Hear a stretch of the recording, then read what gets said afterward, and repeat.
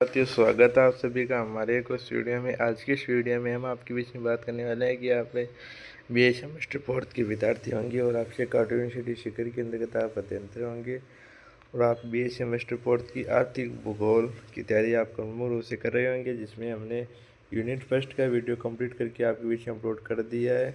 Unit 2 का भी आपके बीच में अपलोड कर दिया है हमने और यूनिट 3 का भी आपके बीच में अपलोड कर दिया है।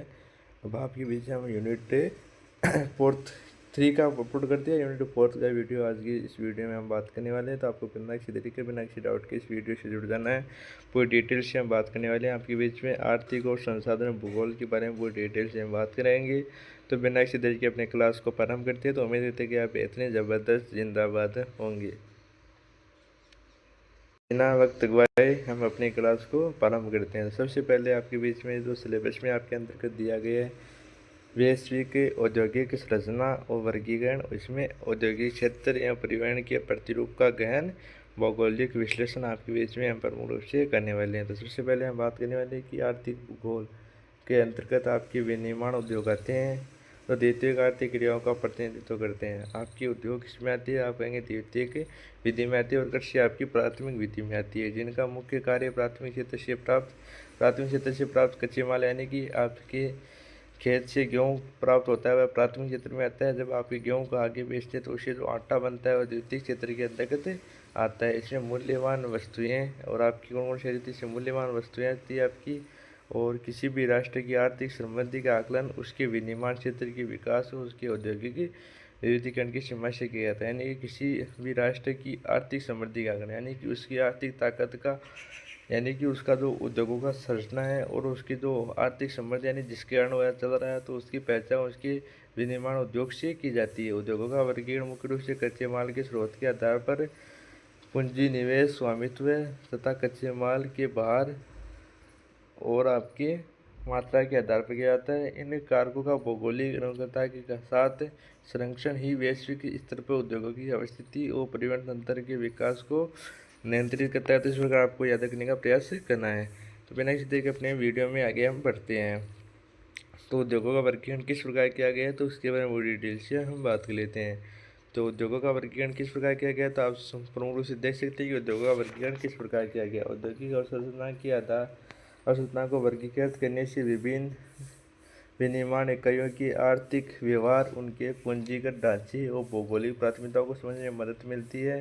यानी कि औद्योगिक अवसंरचना को वर्गीकृत करने से, यानी कि जब आप औद्योगिक अवसंरचना को वर्गीकृत करते हैं तो उससे विभिन्न प्रकार की विनिर्माण इकाइयों की आर्थिक व्यवहार और उनके पूंजीगत ढांचे और भौगोलिक प्राथमिकताओं को समझने में हमें मदद मिलती है। यानी कि जब हम इन सभी का अध्ययन करते हैं तो हमें कुछ न कुछ सीखने को ज़रूर मिलता है। आगे बात करते हैं कच्चे माल के स्रोत के आधार पर उद्योगों का वर्गीकरण देख लेते हैं। कच्चे माल के स्रोत के आधार पर उद्योगों का वर्गीकरण किस प्रकार किया गया है, तो उम्मीद है कि आप सभी सही तरीके से क्लास से जुड़ चुके होंगे। तो सबसे पहले बात करनी है कि उद्योगों को उनकी द्वारा उपयोग की जाने वाली कच्चे माल की प्रकृति के आधार पर 4 प्रमुख वर्गों में विभाजित किया जाता है। और 4 प्रमुख वर्गों में कौन कौन से विभाजित किया जाता है, ये तो आपका कृषि आधारित उद्योग होते हैं। ये तो कृषि आधारित उद्योग होते हैं आपकी, ठीक है। एक आपकी होती है खनिज आधारित उद्योग होते हैं, तो ये भी आपको याद रखना है, ठीक है। एक आपकी होती है समुद्र आधारित उद्योग होते हैं, तो ये सभी आपके लिए एग्जाम में इंपॉर्टेंट है। आपके एग्जाम में क्वेश्चन आ सकते हैं कच्चे माल के आधार पर स्रोतों का वर्गीकरण कीजिए, तो आप ये सब लिख कर आ जाएंगे। वन आधारित उद्योग होती है आपकी, तो ये सभी आपको प्रमुख से याद रखने का प्रयास करना है, ठीक है। तो आपको सभी आपको प्रमुख से याद रखने का प्रयास करना है। तो ये आप सभी के लिए इंपॉर्टेंट है, ये सिंगल स्टूडेंट के लिए इंपॉर्टेंट है कि उसके लिए इंपॉर्टेंट है।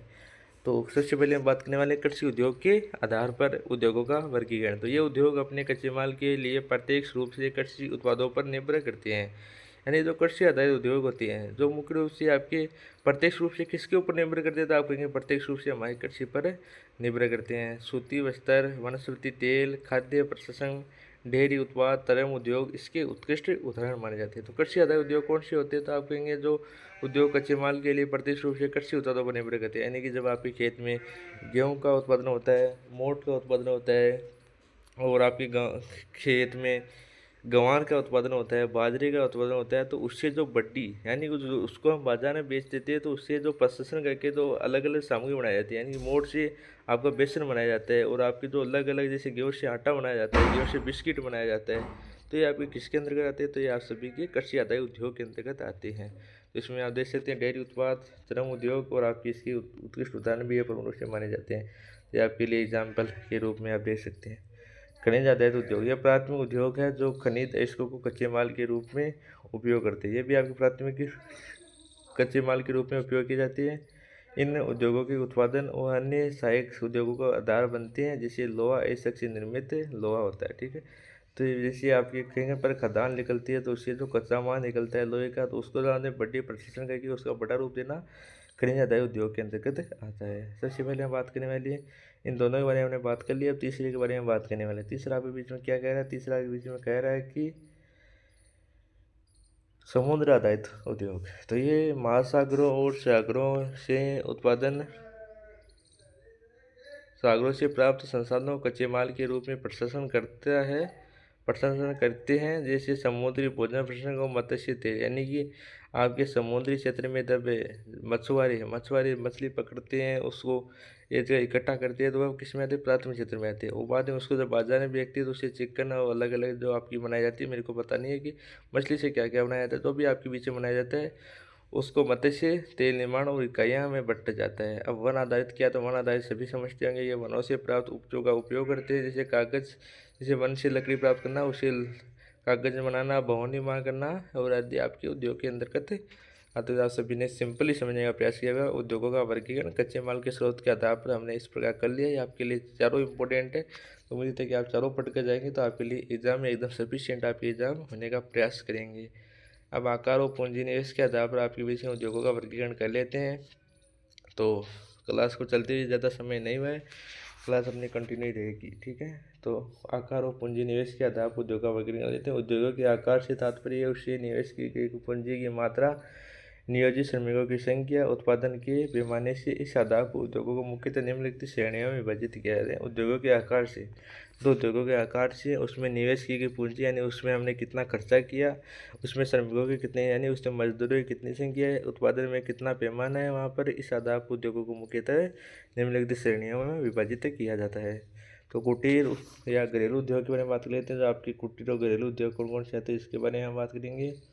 ठीक है, तो थोड़ा सा वेट करें। कुटीर और घरेलू उद्योग के बारे में हम बात करेंगे आपके बीच में, और आगे हम बात करेंगे लघु पैमाने के उद्योग के बारे में बात करने वाले हैं, और बाद में आपके बृहद पैमाने के उद्योग के बारे में बात करने वाले हैं। ठीक है, तो इस प्रकार आपकी क्लासेस रहेगी, क्लासेस आपकी कंटिन्यू रहेगी। तो सबसे पहले बात करने वाले हैं घरेलू कुटीर उद्योग के आधार पर। तो घरेलू या कुटीर उद्योग के बारे में बात की जाए, सबसे छोटे पैमाने के होते हैं, जो आपके सबसे छोटे पैमाने जो स्थानीय दस्तकारों द्वारा अपने परिवार के सदस्यों की सहायता से अस्तमित वस्तुओं का निर्माण किया जाता है, जैसे टोकरी, बुनाई, मिट्टी के बर्तन, पारस्परिक, यानी कि जो आपके घर में जब पहले की महिलाएं घर में यानी कि फ्री समय में बैठी रहती थी, तो वह बाजार से क्या लेके आती थी?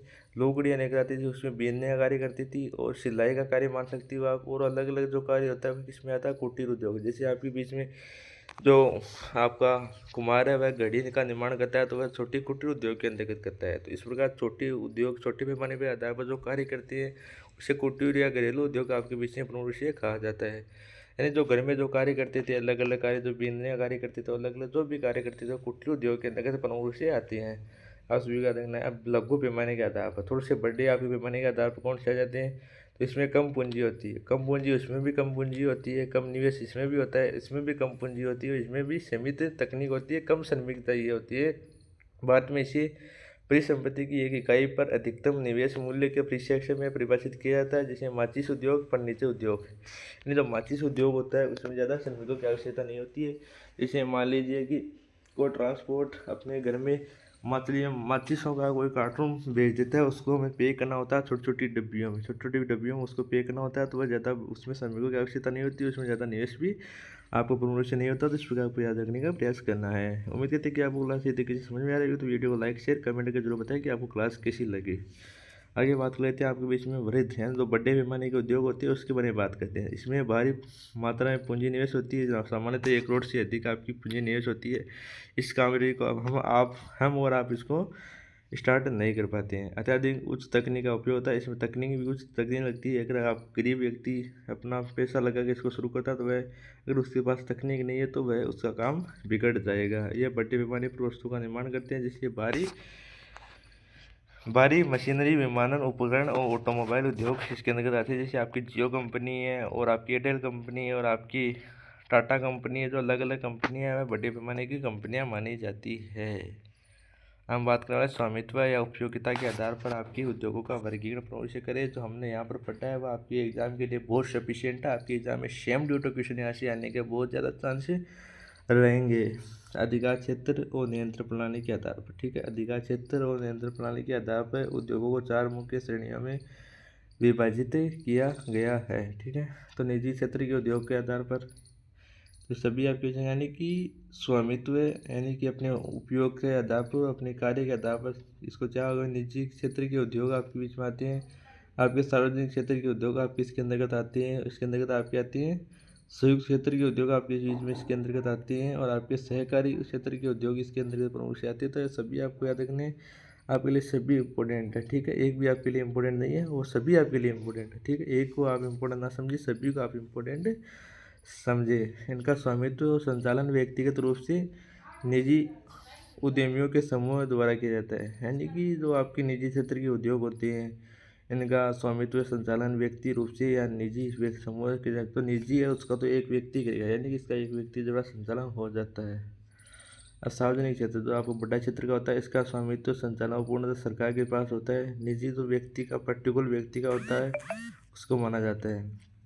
संयुक्त क्षेत्र के उद्योग के अंतर्गत आपका इसका संचालन आपका निजी व्यक्तियों के समूह द्वारा मुख्य रूप से किया जाता है, ठीक है। अब आगे जाता है सहकारी क्षेत्र के उद्योग। संयुक्त क्षेत्र जो आपका इनका संचालन राज्य सरकार और निजी यानी कि जो आपके अंतर्गत आते हैं, इसको थोड़ा सा समझने का प्रयास करेंगे। जो सरकार और राज्य यानी कि जिसमें व्यक्ति खुद भी संचालन करता है और सरकार भी उसमें संचालन करती है, उसमें निवेश करती है, उसको कहा जाता है संयुक्त क्षेत्र के उद्योग। और सहकारी क्षेत्र के जिसमें का स्वामित्व है कच्चे माल के उत्पादकों, आपूर्ति और श्रमिकों या दोनों के पास होता है, जो केरल के नारियल आधारित उद्योग है। अब दो आपके बीच में और पढ़ लेते हैं हम उपयोगिता के आधार पर, ठीक है। उपयोगिता के आधार पर उद्योगों का वर्गीकरण लेते हैं। तो आधारभूत उद्योग होता है आपका, एक आपका होता है उपभोक्त उद्योग होता है। तो आधारभूत उद्योग किन्हें कहा जाता है, आप एग्जाम में क्वेश्चन आ सकता है कि आधारभूत उद्योग किन्हें कहा जाता है, जिनके उत्पाद अन्य उद्योगों के लिए कच्चे माल का कार्य करती है, जैसे लोहा इस्पात और तांबा मंगल। अन्य उद्योगों के लिए कच्चे माल का कार्य करता है, तो मुख्य रूप से आपकी अन्य उद्योगों के लिए कच्चे माल को प्राप्त कराते हैं, तो उसको कहा जाता है आपका आधारभूत उद्योग। और उपभोक्ता उद्योग इसलिए कहा जाता है जो सीधे उपभोक्ता के उपयोग हेतु मशीनों का निर्माण करते हैं, जैसे चीनी, दंत मंजन, कागज, पंखी और सिलाई। जो सीधे उपभोक्ता के उपयोग यानी कि जो सीधा अपनी वस्तु का बेचता है, तो उसको कहा जाता है उपभोक्ता उद्योग। और जो अपनी वस्तु को दूसरे के पास बेचता है, उसको तीसरे के द्वारा निर्माणित करके चौथी के पास भेजा जाता है, उसको कहा जाता है आधारभूत उद्योग। इस प्रकार आपको याद रखने का प्रयास करना है, और आपके एग्जाम्पल भी आपके बीच में दिए गए हैं नीचे, वो भी आप रीड कर सकते हैं। तो इसके अतिरिक्त कच्चे माल भार के आधार पर उद्योगों को जैसे लोहा इस्पात जैसे इलेक्ट्रॉनिक में विभाजित किया जाता है। वर्गीकरण का आधार प्रथम श्रेणी बहुतम भौगोलिक जैसे कृषि, खनिज, समुद्र आधारित स्रोतों की निकटता पर्यावरण लागत को कम करती है। यह आपके लिए इम्पोर्टेंट है, आप जरूर इसको रीड करिए, लेकिन हम इसको रीड नहीं करने वाले क्योंकि इतना समय आपके बीच में नहीं है। अब हम आपके बीच में बात करने वाले विश्व के प्रमुख उद्योग के बारे में पूरी डिटेल से हम बात करेंगे। क्लास को चलते हुए ज़्यादा समय अभी तक नहीं हुआ है, क्लास आपकी कंटिन्यू रहेगी, ठीक है। तो इस विश्व के प्रमुख उद्योगों का वर्गीकरण हम कर लेते हैं। तो वैश्विक आर्थिक ढांचे के पारंपरिक भारी विनिर्माण से लेकर अत्याधुनिक असेंबली आधारित उद्योगों का सहस्त्र लोहा और इस्पात, सूती वस्त्र तथा ऑटोमोबाइल उद्योग वैश्विक औद्योगिक अर्थव्यवस्था के स्तंभ है। लोहा और इस्पात, आपके लोहा और इस्पात के बारे में बात कर लेते हैं। लोहा और इस्पात के अंतर्गत क्या आता है, लोहा और इस्पात के बारे में बात कर लेते हैं।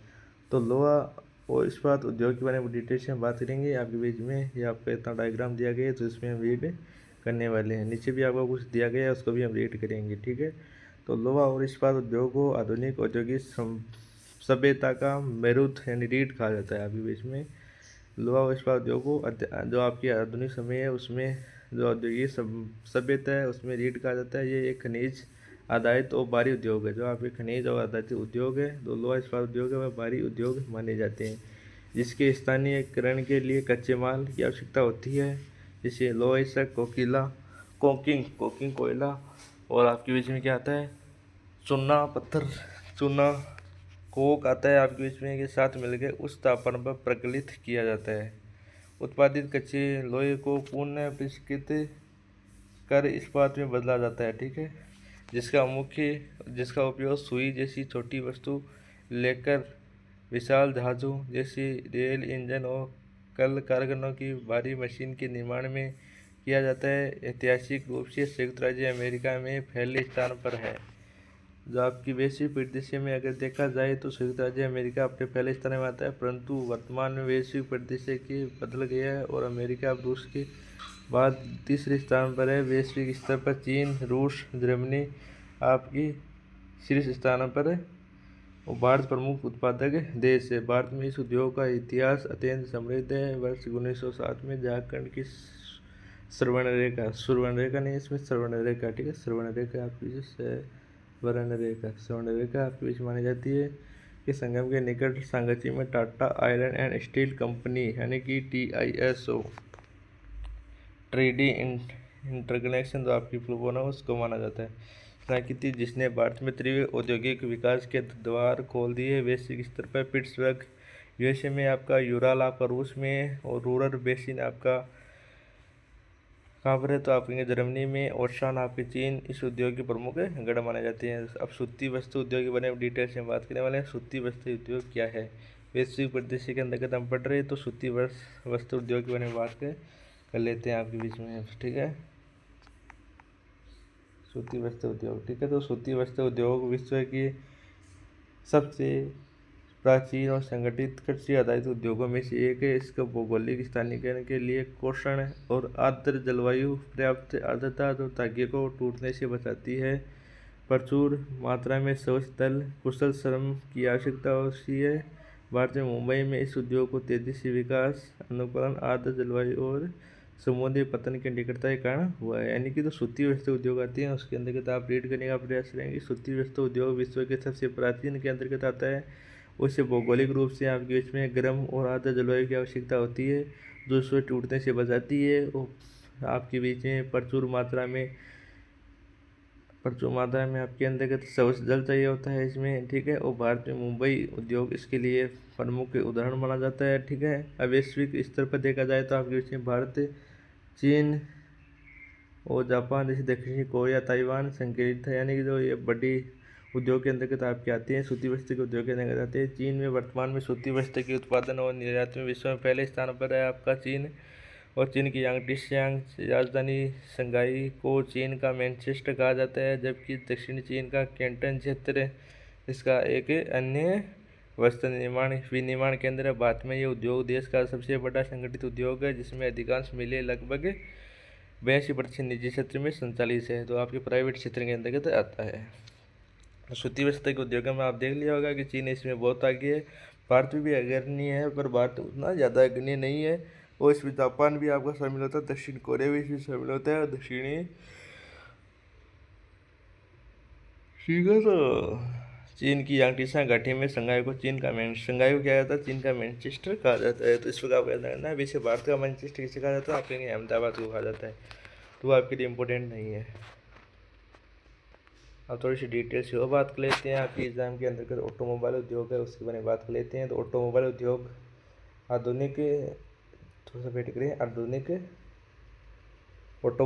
आधुनिक युग का एक अत्यंत जटिल असेंबली आधारित मूल्य संवर्धित खनिज आधारित उद्योग है। ये उद्योग इस्पात, एल्यूमीनियम, आपके रबर, कांच, इलेक्ट्रॉनिक्स, प्लास्टिक जैसे विभिन्न उद्योगों से प्राप्त पुर्जों को असेंबल करके वाहनों का निर्माण करता है। द्वितीय विश्व युद्ध के पूर्व इसका उत्पादन मुख्य रूप से पश्चिमी यूरोप में होता है, जैसे जर्मनी का रूर क्षेत्र, यूके का लंदन व बर्मिंघम और इटली तथा संयुक्त राज्य अमेरिका तक सीमित था। ऑटोमोबाइल उद्योग के स्थानीयकरण को प्रभावित करने वाले भौगोलिक कारकों को निम्नलिखित में शामिल किया गया। तो बाजार की निकटता के कारण ऑटोमोबाइल को बहुत बड़ी सफलता मिली। परिवहन के बढ़ावा देने के कारण इसको बढ़ावा मिला। औद्योगिक संकुलन के कारण इसको बढ़ावा मिला। चूँकि एक बारगाई उद्योग है और तैयार वाहनों की लंबी दूरी तक ले जाने के लिए परिवहन की लागत बहुत अधिक होती है, इसीलिए इसे बड़े शहरों बाजारों के निकट स्थापित किया जाता है। बाजार की निकटता भी इसके लिए आवश्यक होती है।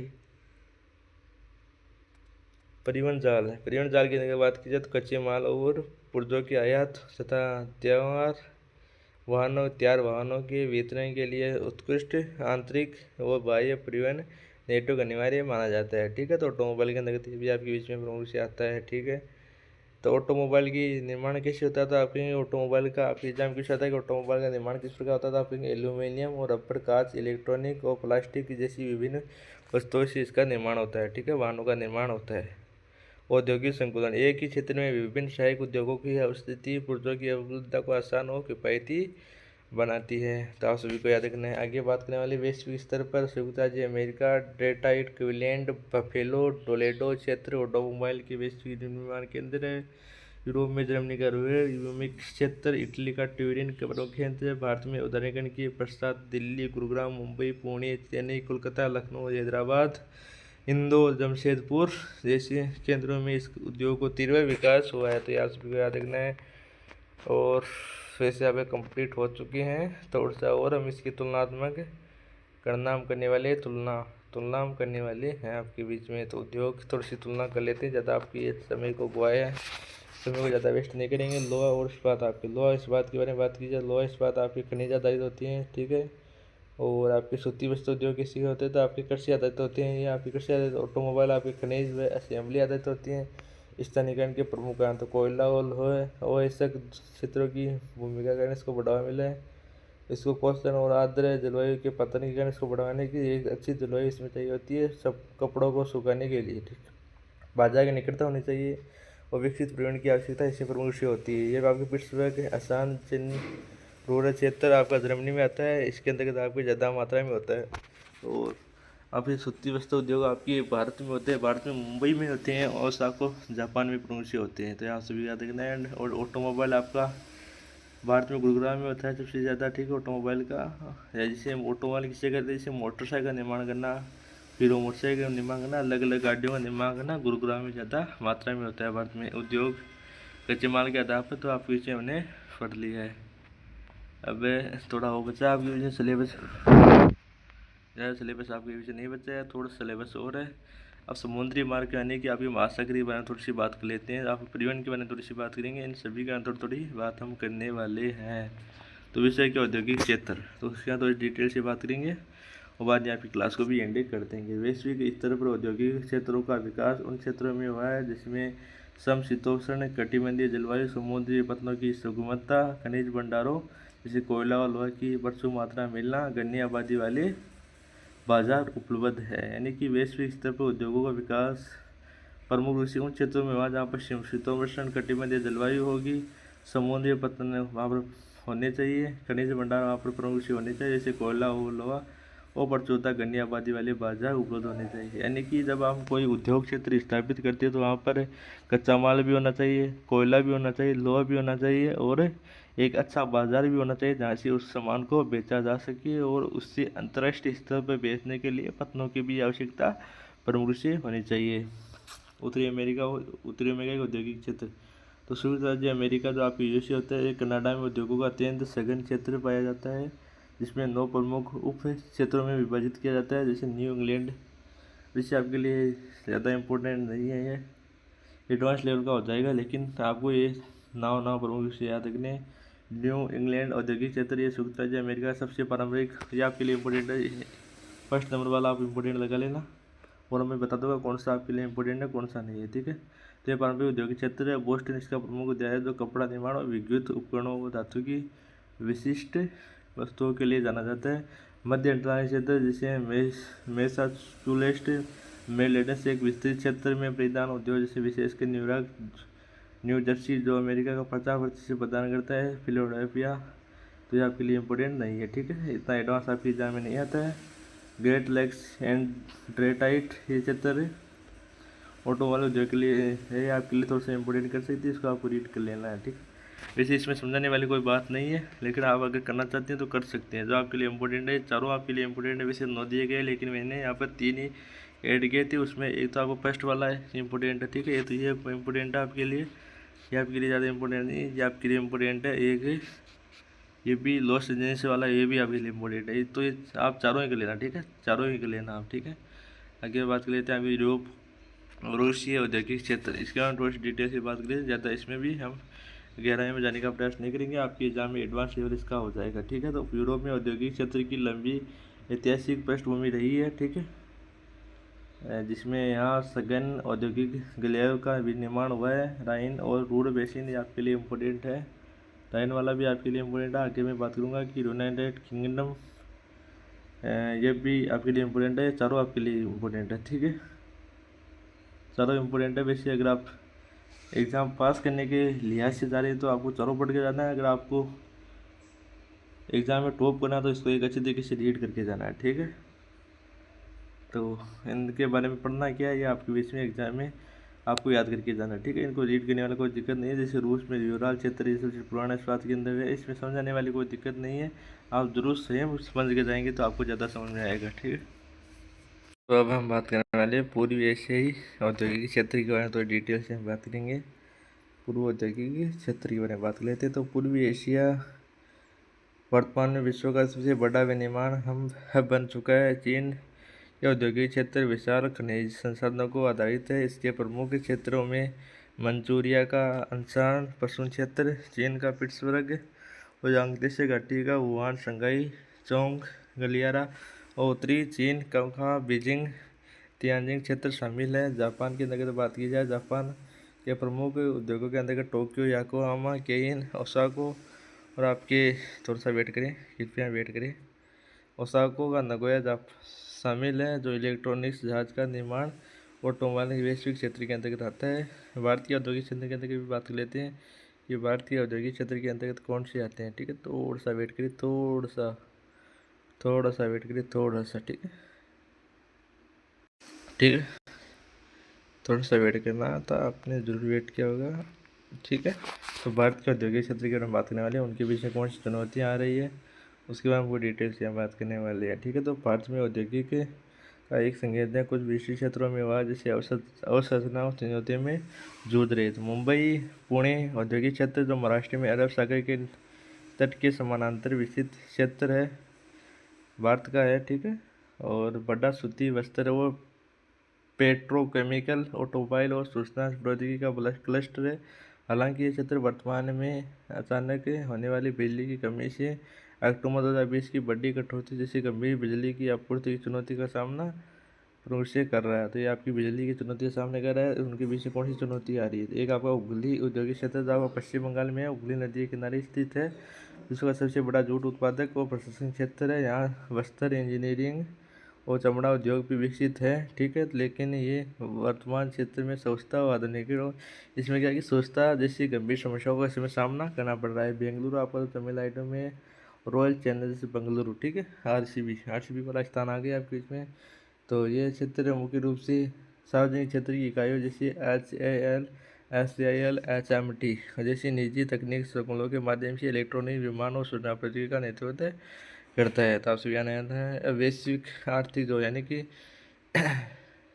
इसके बारे में बात डिटेल से बात करने वाले हैं। तो वैश्विक आर्थिक सिचुएशन के बारे में बात करने वाले हैं। तो इसके बाद तो डिटेल से बात कर लेते हैं। SEZ की फुल फॉर्म क्या होती है आपको बताना कमेंट करके, ठीक है, ठीक है। तो SEZ यानी वैश्विक प्रतिष्ठिता के इस युग में विदेशी निवेश को आकर्षित करने, घरेलू विनिर्माण को बढ़ावा देने और निर्यात संबंधों को सुदृढ़ करने के लिए सरकारों द्वारा नीतिगत रूप से विशेष भौगोलिक क्षेत्रों का निर्माण किया गया है। वैश्विक अर्थ यानी स्पेशल इलेक्ट्रॉनिक जोन के बारे में बात करने वाले हैं, ठीक है। वैश्विक स्पेशल इलेक्ट्रॉनिक जोन की इसकी फुल फॉर्म होती है स्पेशल इलेक्ट्रिक होती है, क्या होती है आप सभी बताना है कि स्पेशल इलेक्ट्रॉनिक जोन होती है, क्या होती है। तो आपके स्पेशल इकोनॉमिक जोन आपके बीच में होती है, ठीक है। नीचे आप इसकी फुल फॉर्म भी दी गई है, आप देख सकते हैं यहाँ पर। एक प्रकार का सीमा शुल्क मुक्त उधार करने वाला अधिसूचित क्षेत्र होता है, जिसे निजी, सार्वजनिक, संयुक्त क्षेत्र या राज्य सरकार द्वारा स्थापित किया जाता है। इस नीति का संचालन निवेश के अनुकूल वातावरण क्षेत्र तैयार करने के लिए किया जाता है। प्रमुख उद्देश्य क्या है इनका? प्रमुख उद्देश्य की बात की जाए तो अतिरिक्त गतिविधियों का संचालन करना, यानी कि अतिरिक्त आर्थिक गतिविधियों का संचालन करना, वस्तु और सेवा की निर्यात को प्रोत्साहित करना, घरेलू व विदेशी स्रोतों से प्रत्यक्ष निवेश को आकर्षित करना, उद्योगों के लिए नए अवसरों को संजय करना और मजबूत आधारभूत उद्योग अवसंरचना को बढ़ावा देना प्रमुख से होता है, ठीक है। कर में छूट की संरचना, तो कर में छूट की संरचना विशेष आर्थिक क्षेत्र जैसे अधिनियम 2005 के अनुसार नए क्षेत्रों में स्थापित की गई इकाइयों को पहले 5 वर्षों तक आयकर में 100% छूट दी जाती है, यानी कि 100% पे कोई भी टैक्स नहीं लिया जाता है, ठीक है। उसके बाद अगले 5 वर्षों में 50% की छूट दी जाती है। उसमें अगर टैक्स अगर 18% लगता है तो उसको 9% टैक्स ही 9% GST ही देनी पड़ती है, गुड्स एंड सर्विस टैक्स, ठीक है।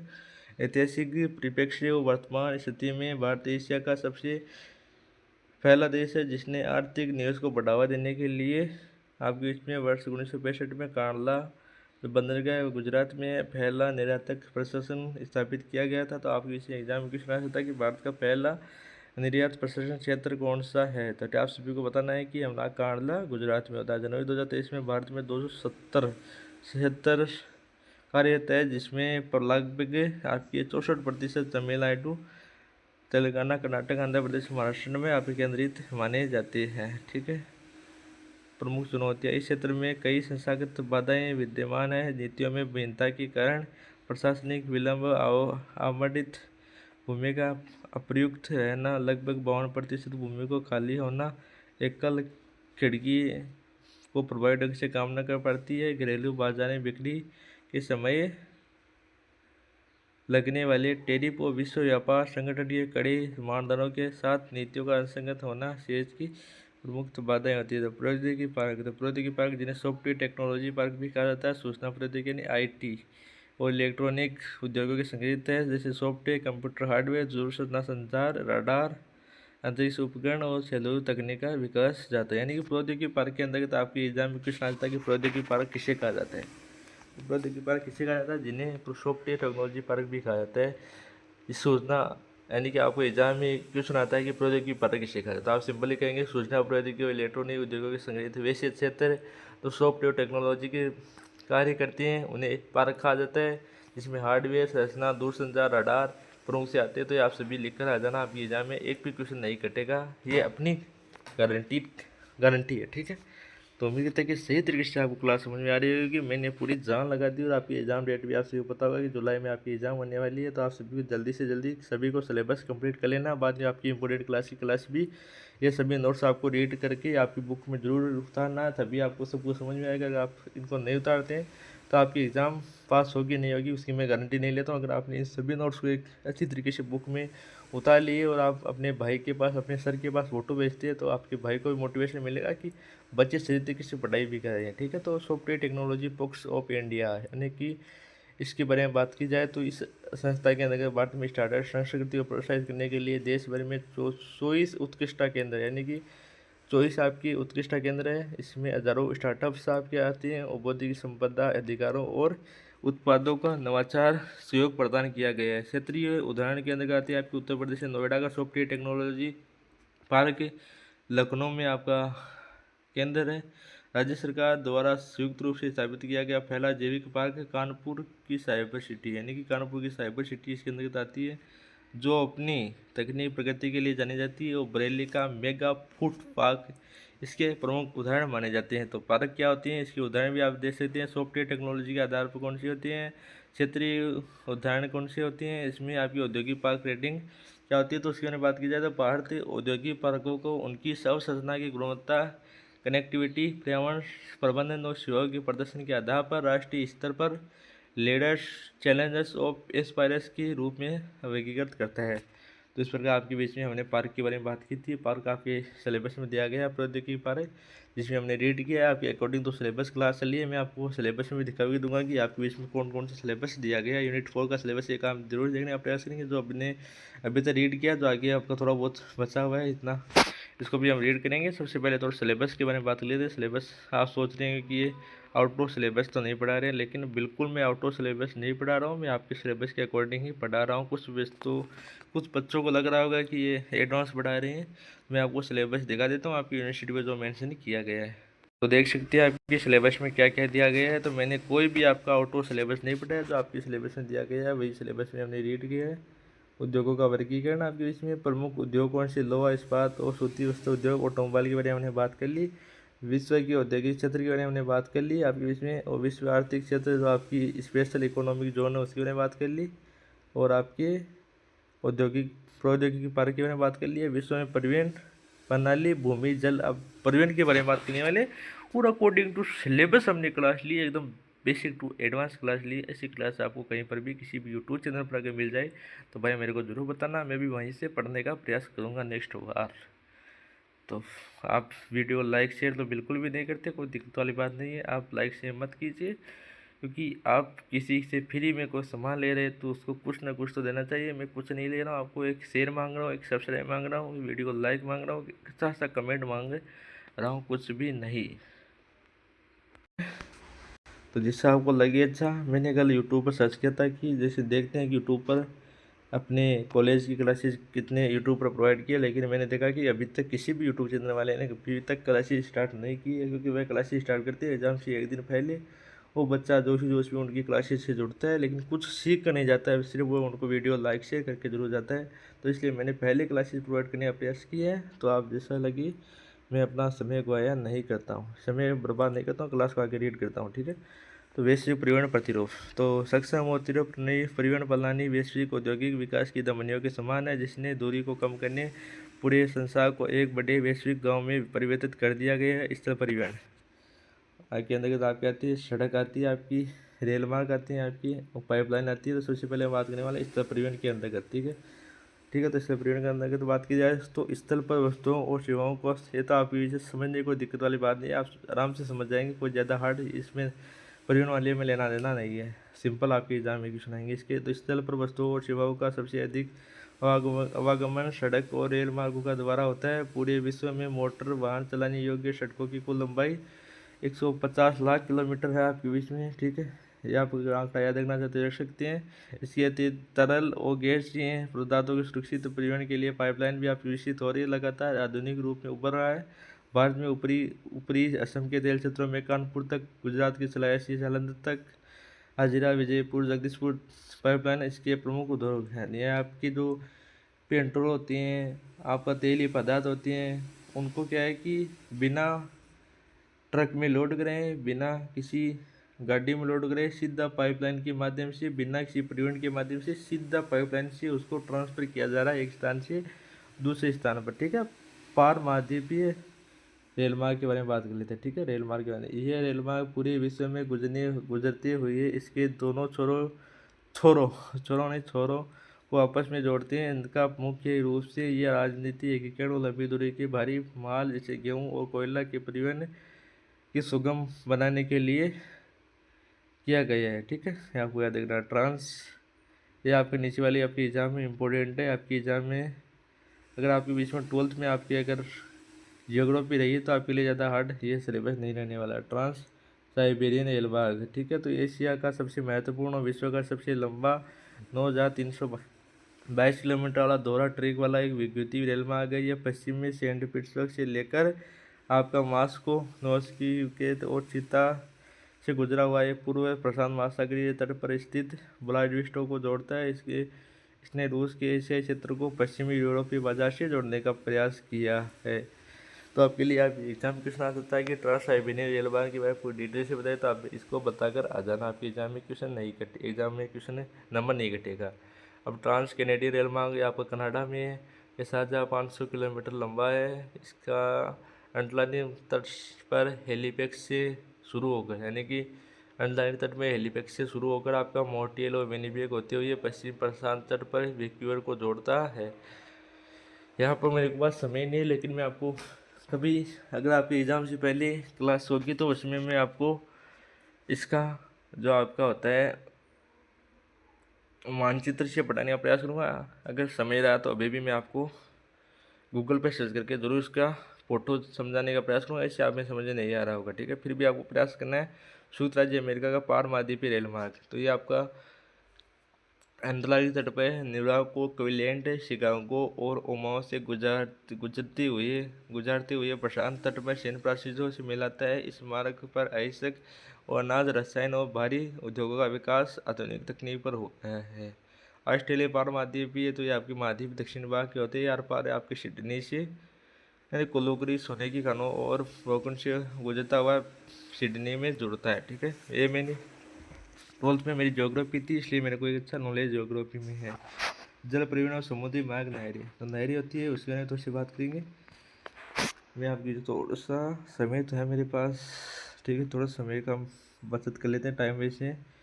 39 मिनट हो गई है, दिक्कत वाली बात नहीं है। अमेरिका महाद्वीप कैसा बनेगा, ऐसा बनेगा, ठीक है। इसको आप समझना है कि अमेरिका है, ठीक है, इसको अमेरिका समझना है।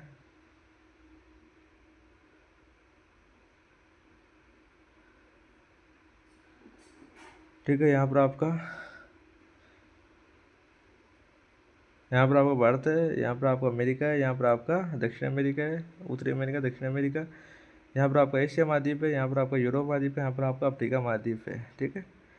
तो सबसे पहले बात करेंगे जल परिवहन के अंतर्गत। जल परिवहन के अंतर्गत आपकी दुनिया का व्यापार का सबसे सस्ता संसाधन है। इसके अंतर्गत कोई भी मार्ग के निर्माण की आवश्यकता नहीं होती है। जहाज़ों पानी के ऊपर चल लेती है, घर्षण बल के कारण कम होने के कारण चल लेती है। उत्तराखंड समुद्री मार्ग को बिग मार्ग कहा जाता है, बिग ट्रक मार्ग कहा जाता है, जिसमें दुनिया का 1/4 विदेशी व्यापार समुद्री मार्ग से होता है। लाल सागर और भूमध्य सागर, ठीक है, यहाँ पर आपको लाल सागर है, ठीक है, पर उससे आगे हम बात करेंगे। फिर भी यहाँ पर लाल सागर आपका, यहाँ पर भूमध्य सागर, इसको जोड़ने वाली नहर को कहा जाता है स्वेज नहर। और यहाँ पर आपकी है स्वेज नहर, यहाँ पर पनामा नहर है। आपके लिए दो नहरें इंपॉर्टेंट है, तो आपको याद रखना है कि उत्तरी अमेरिका दक्षिण अमेरिका जोड़ने के लिए पनामा नहर का उपयोग किया जाता है। एशिया, यूरोप और एशिया, यहाँ पर यूरोप एशिया को जोड़ने वाला अफ्रीका महाद्वीप से जोड़ने वाली नहर आपकी स्वेज नहर है। आगे इसके बारे में डिटेल से बात करेंगे, ठीक है। विश्व की प्रमुख नहरें के बारे में नीचे आपके बीच में आ गई है। तो मैंने यहाँ पर आपको डायग्राम, यानी कि आपको जो मैंने बनाकर बताया था वो भी आपके लिए इम्पोर्टेंट है। यहाँ पर आपको समझ में आसानी से आ जाएगा, ठीक है। पनामा नहर, ठीक है, पनामा नहर, ठीक है, पनामा नहर आपकी आ गई। कील नहर आ गई आपकी। एक नहर और होती है आपकी वेलेंट और सालो नहर। ये आपके एग्जाम में जैसे इम्पोर्टेंट तो नहीं है, अडाप्ट कर सकते हैं, लेकिन ऊपर वाले दोनों आपके एग्जाम में इंपॉर्टेंट है। इनका एक क्वेश्चन 100% आएगा, ठीक है, एक क्वेश्चन पक्का आएगा इसका। तो स्वेज नहर मिस्र के सिनाई प्रायद्वीपीय के पार 1869 में निर्मित की गई थी। 168 किलोमीटर लंबी है। ये भूमध्य सागर को लाल सागर से जोड़ती है। यूरोप एशिया के बीच सबसे छोटी, यानी मैंने बताया था कि यूरोप एशिया के बीच सबसे छोटी समुद्री मार्ग प्रदान करती है। पनामा नहर आपकी संघनी स्तूमस के माध्यम से निर्मित 82 किलोमीटर लंबी है। यह अटलांटिक महासागर को प्रशांत महासागर से जोड़ने का कार्य करती है। 1914 में शुरू हुई थी। इस नहर ने न्यूयॉर्क और सैन फ्रांसिस्को के बीच की दूरी को लगभग 12,400 किलोमीटर कम कर दिया है। चूँकि प्रशांत और लांग महासागर के बीच में 20 सेंटीमीटर का अंतर है और जहाज़ों के आवागमन के लिए अत्याधुनिक निर्मित किया गया। इसका नियंत्रण वर्ष 1999 में अमेरिका द्वारा पूर्णतः पनामा को सौंप दिया गया। कील नहर यह बाल्टिक सागर को उत्तरी सागर से जोड़ती है, ठीक है। ये आपके लिए कील नहर भी इम्पोर्टेंट है। वर्ष 1885 से खोली गई है। 98 किलोमीटर लंबी है। नहर जहाज़ों का निर्माण करती है। और वेलेंट और सोहो संयुक्त राज्य अमेरिका वेलेंट शहर के बारे में ये बात करती है। वायु परिवहन के बारे में बात कर लेते हैं। वायु परिवहन, ठीक है, आपकी क्लास एंड होने वाली है, तो वीडियो लाइक शेयर जो करना है वो जल्दी कर दे, ठीक है। तो वायु परिवहन सबसे तीव्रगामी अत्याधुनिक महंगा साधन है। इसका उपयोग मुख्य रूप से मूल्यवान हल्के कर नष्ट होने वाली उत्पादों के परिवहन के लिए किया जाता है। भारत अपनी केंद्रीय भौगोलिक स्थिति पूर्वी और पश्चिमी गोलार्ध के मध्य में के कारण यूरोप से पूर्व की ओर ले जाने के लिए अंतर्राष्ट्रीय परिवहन का उपयोग किया जाता है। ट्रांजिट कॉरिडोर प्रदान करता है, जिससे इसकी वायु मार्ग को महत्व अत्यधिक बढ़ जाता है। परिवहन साधन, तो आपके लिए वायु परिवहन भी आपने रीड कर लिया होगा, ठीक है। और तो ये आप अगर करना चाहते तो कर सकते हैं, ठीक है। आप उसका एक बार प्रयास करना है। मैंने इसको ऊपर रीड कर दिया है, निष्कर्ष आप बीच में आ गया है। प्रकार हमने पूरी सिलेबस को रीड कर लिया है। उम्मीद करते हैं कि आप सभी ने सही तरीके से सिलेबस को पढ़ा होगा। और आपकी एग्ज़ाम डेट भी बहुत जल्द आ गई है। आपकी एग्ज़ाम डेट आप सभी को पता होगा कि अपनी एग्ज़ाम डेट आ गई है। एग्ज़ाम डेट आपकी जुलाई में आपकी एग्ज़ाम स्टार्ट हो जाएगी। लगभग ये मंथ आपको बाकी है। हमने ज्योग्राफी की सभी क्लासेज यूनिट 1 कंप्लीट कर दिया, यूनिट 3 कंप्लीट कर दिया, यूनिट 4 कंप्लीट कर दिया। अब आपकी एग्जाम में से पहले एक क्लास होगी यूनिट 5, वो आपकी सिलेबस नहीं है, लेकिन यूनिट इन चारों का निचोड़ के साथ एक क्लास होगी जो 5 नंबर की क्लास होगी, वो भी आपकी इसी यूट्यूब चैनल पर होगी। और इसका PDF भी आप मैसेज कर देना टेलीग्राम पर, रिसीव देने का प्रयास भी करेंगे। तो इस प्रकार क्लास को करते हैं एंड उम्मीद करते हैं कि आपको वीडियो समझ आया होगा, तो वीडियो को लाइक शेयर करें। तो आज की इस वीडियो में इतना, मिलते हैं एक अच्छे वीडियो में अच्छी डेडिकेशन के साथ। अब तक के लिए जय हिंद, जय भारत साथियों।